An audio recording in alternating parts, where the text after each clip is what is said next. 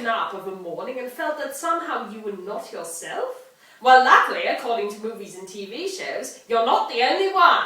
The body-swapping genre, or Freaky Friday flip, where two characters end up in each other's bodies, no, not in that way, is a tried and true plot device, and it's perfect for gender transgression.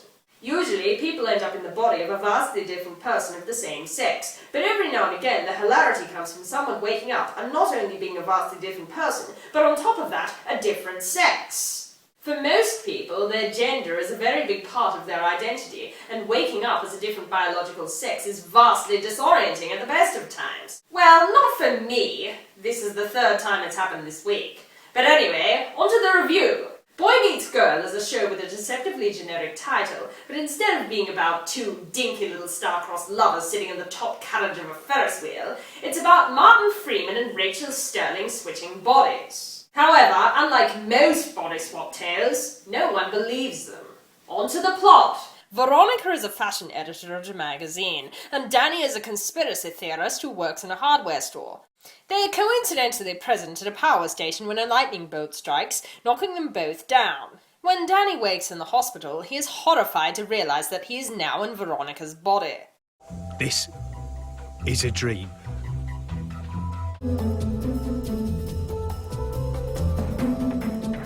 We'll call Danny, in Veronica's body, Vanny.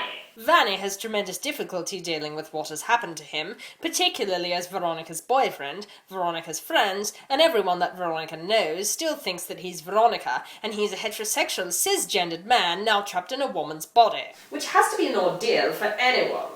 Meanwhile, Veronica is now trapped in Danny's body. Excuse me, sir, could you help me, please? I think that I was a woman. In fact, I'm sure I was. We'll call her Veronica. Vanny tries to fit into Veronica's life, but it is completely alien to his experiences. He tries desperately to get in contact with his old body, and along with it, the rightful owner of the body he's now stuck in. Veronica is at a total loss, and she, unlike Vanny, did not wake up in a hospital with friends and family by her. Instead, she wanders the streets, trying desperately to get in contact with Vanny. She attempts to contact her boyfriend and her friends, but not recognizing her, they are disturbed and send her away. Siobhan, look, before you say anything, let me explain. I know I look like just a random I have one hand on my set of keys and the other on my rape alarm. If you say another word or move another step, I will set it off and scream loud. I know. We did the same self-defense course in that hall with a Mad Ex-Army lesbian who had a crush on you. It's me, Siobhan. But darling, there is no easy way to say this.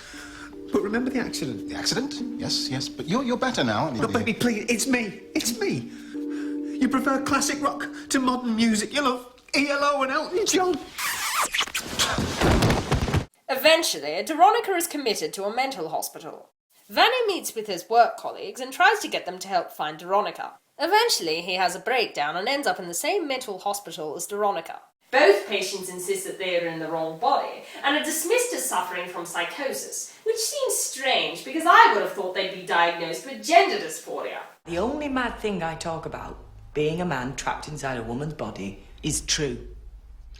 And how would you feel if it were true? I know how it feels.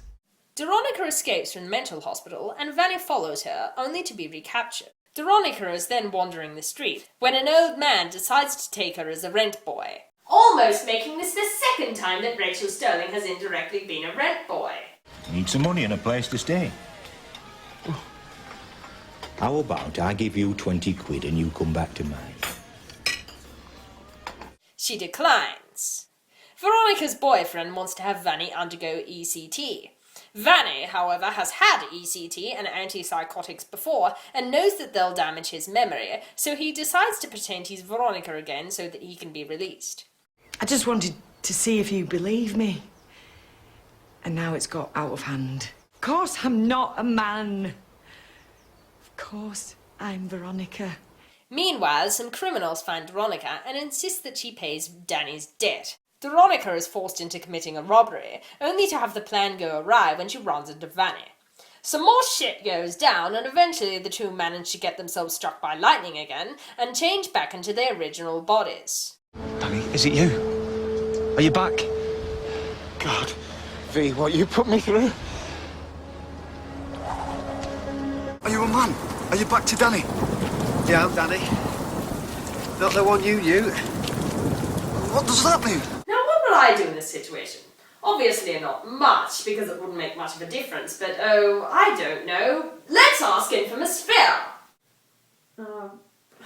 Oh, okay, well, my gender identity isn't 100% female, and I am homosexual, so it would probably be a little easier for me to adjust to life as a male. However, it would be very weird being heterosexual all of a sudden, seeing as being gay has been part of my identity for over 8 years now. Of course it would be disorienting to have to assume the mantle of another person, particularly one I didn't know, but I can't really say how I'd react for sure. What I want to know is, why did Vanny continue to be Veronica? I mean, I would probably just up and leave and go somewhere where nobody knew me, where I wouldn't have to continue writing articles about something I knew nothing about and pretending to love a boyfriend who I had no sexual attraction to and... Okay, that's enough. Go on. You've had your day in the sun. Now go back to your book. Goodbye, thanks, whatever. Now it's time to hand the reins back to me. I really should have seen this coming.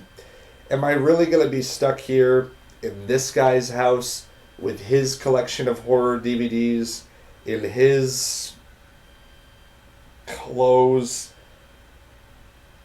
What the hell is a basketball mom anyway? Is it a mother that plays basketball with children?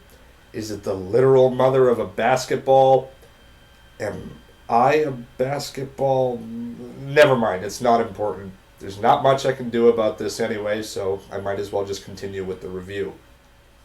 Boy Meets Girl is a much more accurate depiction of a body swap plot than other body swap plots I've seen, if you want to call a body swap plot accurate. Unlike most other body swap plots, the two don't know each other before the accident, so they can't pretend to be each other easily. They can't talk to each other about their lives, and they can't have friends aid them because no one believes them. I'm still here. Well, I am rather parched. Might as well see what this man has to drink.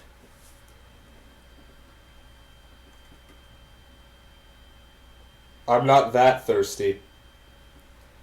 Let's see, what else? Hey.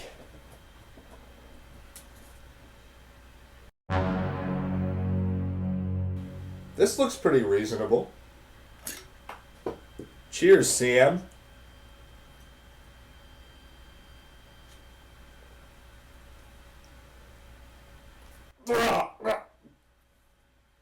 Fuck!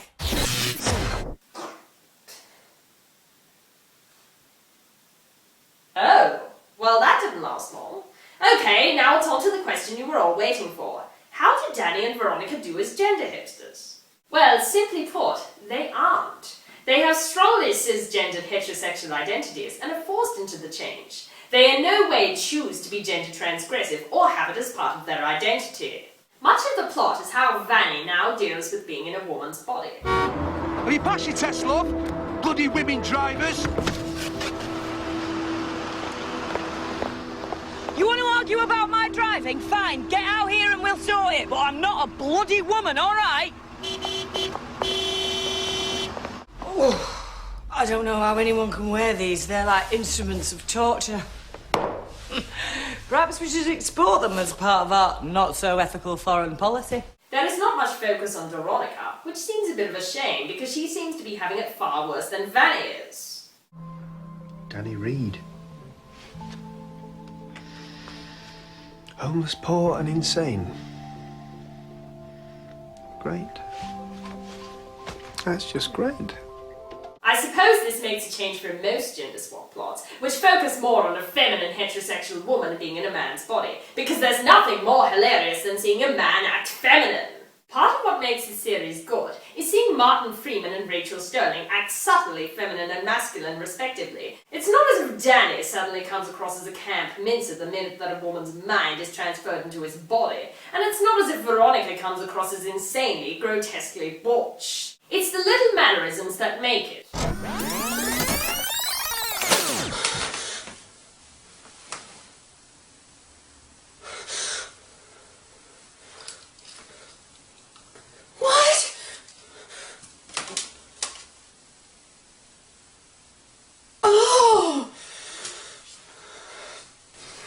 Okay, fine. I said it wouldn't affect me. Now come on, time to act normal and finish the review. You know, I think this whole body swap thing would be easiest with your same-gendered sibling when you were both teenagers or children. Then, think about it. You'd have the same relatives, you'd know the details of one another's life, so this masquerade would be easy, and you'd be able to talk to each other about it. You might think that swapping into the body of one's mother might be easy, but then you'd have to sleep in the same bed with your dad and...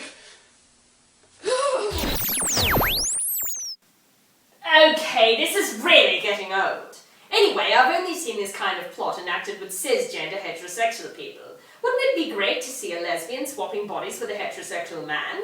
Or even a trans man and a trans woman swapping bodies? They wouldn't want to change back! So yes, that was Boy Meets Girl. And if you like this sort of thing, and I know you do, because otherwise you wouldn't be watching gender hipster reviews, then I say that you give it a watch. It's a lot of fun, but it also gives people a little insight into what it must feel like to be transgender, and to feel like your body is actually wrong.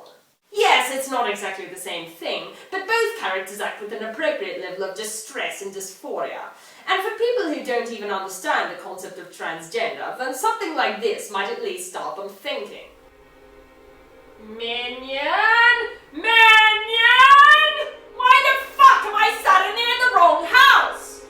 Tell whoever did this that I'm going to tie them up and then sodomize them sideways with a rotating saw. And then I'll feed them into the mincer from the story of Ricky.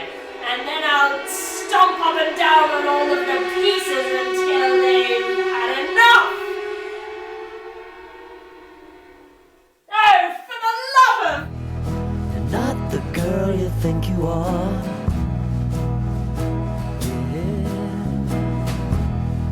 Someone standing in your place.